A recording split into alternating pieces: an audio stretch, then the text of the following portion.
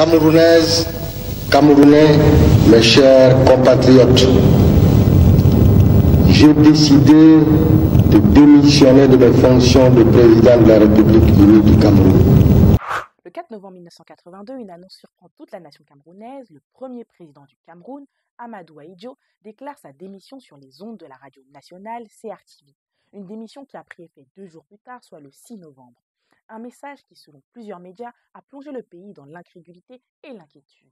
Amadou Ahidjo, l'homme qui a dirigé le Cameroun pendant 22 ans et façonné l'État, quitte soudainement le pouvoir. Mais pourquoi ce départ inattendu? Éclairage avec Axmedia.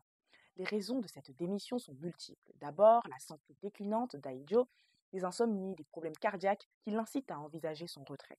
Ensuite, un contexte politique et économique de plus en plus tendu avec des mouvements de contestation qui fragilisent son autorité. Selon son biographe, Philippe Gaillard, l'entourage d'Ahidjo confie qu'il redoutait de ne pas pouvoir transmettre le pouvoir dans de bonnes conditions.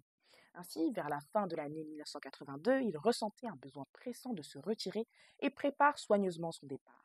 Paul Biya, alors Premier ministre du gouvernement d'Amadou Ahidjo, devient président marquant d'un tournant dans la politique camerounaise. Paul Biya hérite d'un État structuré, mais doit rapidement affronter de nombreux défis économiques, sociaux et politiques. Quant à Amadou Ahidjo, il part en exil à Dakar, au Sénégal, où il s'éteindra 7 ans plus tard. D'ailleurs, son corps y est toujours enterré. Quelles conséquences cette démission a-t-elle vraiment eu sur le Cameroun d'hier et d'aujourd'hui?